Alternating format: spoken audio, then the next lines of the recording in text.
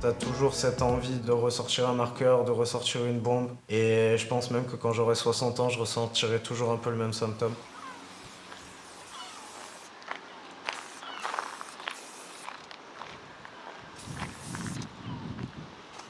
C'est un truc qui me quittera jamais. Même si je le mets un peu plus de côté, mais j'abandonnerai jamais ça pour le coup. Juste pour ce petit côté d'adrénaline qu'on ressent, ce moment d'évasion surtout. Quand tu peins, tu penses absolument à rien.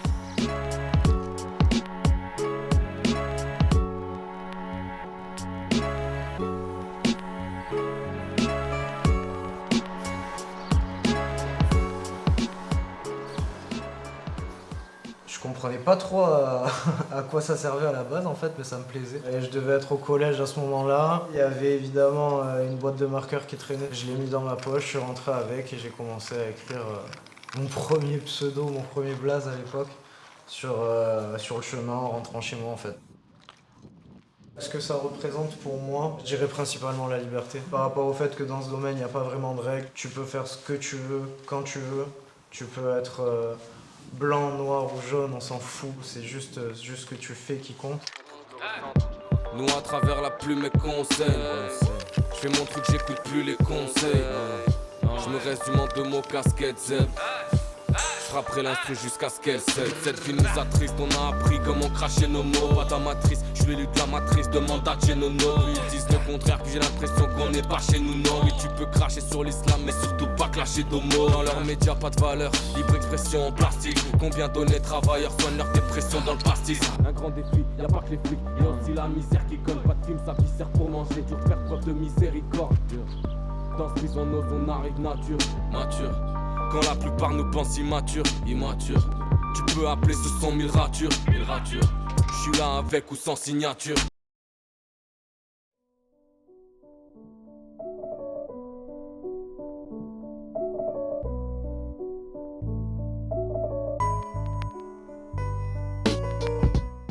Moi c'est Maderno, nomade aussi pour ceux qui comprendront. Je fais partie du crew ISL. Ça fait 15 ans que je peins, un peu sur tout et n'importe quoi. Un peu moins sur n'importe quoi en ce moment.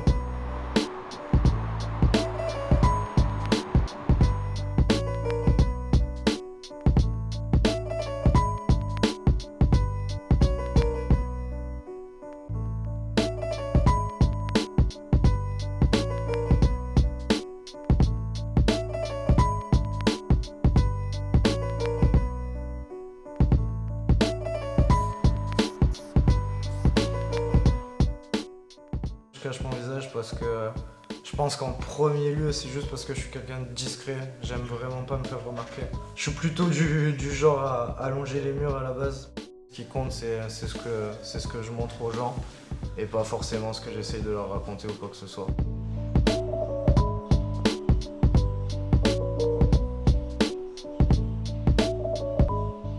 Mon activité elle a complètement changé.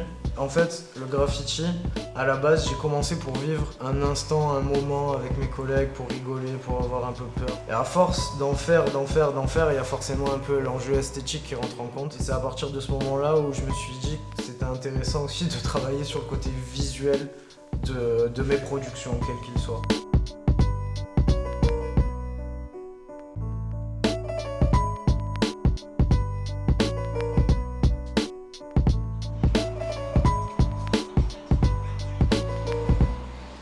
Je me suis axé vraiment sur la calligraphie pure et dure parce que j'étais à l'aise avec ça au démarrage pour le coup. Et une fois que t'en fais, moi j'ai pas envie de m'enfermer en fait dans une pratique qui se ressemble quoi. J'ai besoin de me diversifier, je dirais même pas le terme évoluer, mais juste me diversifier dans ce que je fais. Je veux réussir sans dérober l'oseille. Infatigable, je suis comme Robert Hossein. Vie de corsaire et sans remède on saigne.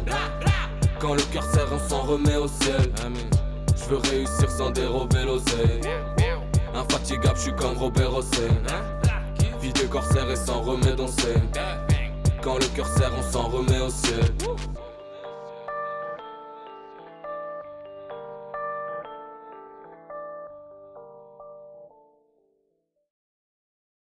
On est dans mon atelier, donc pas très loin de Montpellier. Et c'est un atelier que je partage avec d'autres personnes, on est 4 en l'occurrence. Ce qui fait du bien, contrairement à avant où je peignais dans mon appartement.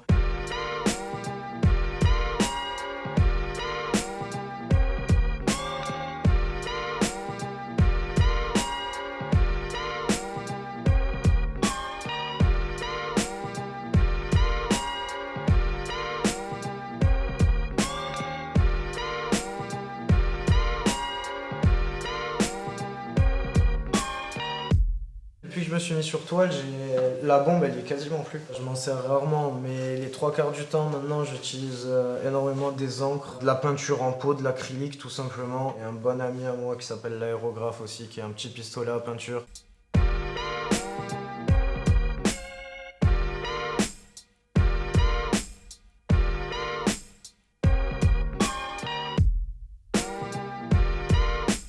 J'avais pas envie de reproduire le graffiti qu'il y a dans la rue sur une toile. Et vu que le graffiti c'est la pratique du lettrage à la base et qu'on va dire qu'à force de travailler j'avais un peu d'aisance avec le lettrage en règle générale, j'ai essayé de déformer la lettre au point que les gens puissent se dire ah mais lui c'est pas forcément un tagger. Et j'avais pas envie de prendre ce qu'il y a dans la rue pour le mettre sur une toile, j'avais envie de pousser le concept.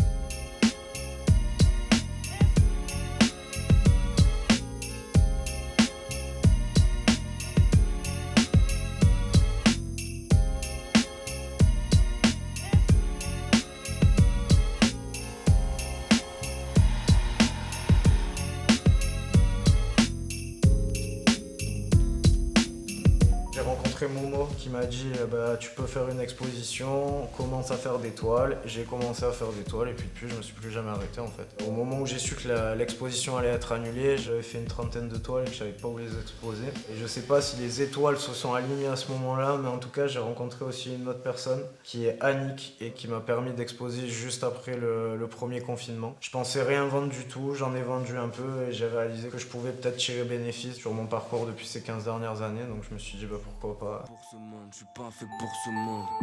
Je vais encore tout niquer, je sais pas faire doucement. Je suis pas fait pour ce monde, je suis pas fait pour ce monde.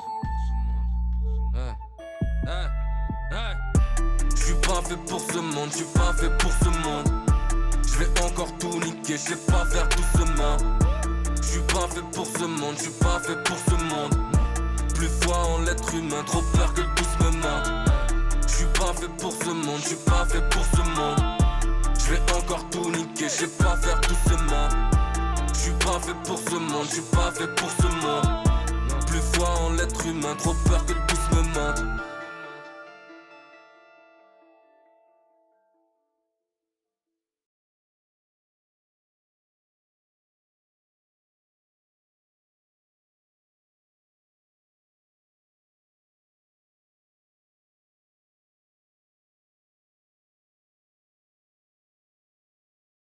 Grosse dédicace à Manimal, Chronique et la Craps pour les sons. Et grosse dédicace à mon crew des ISL et à tous ceux qui continuent de tout cartonner dans la rue et qui continueront encore.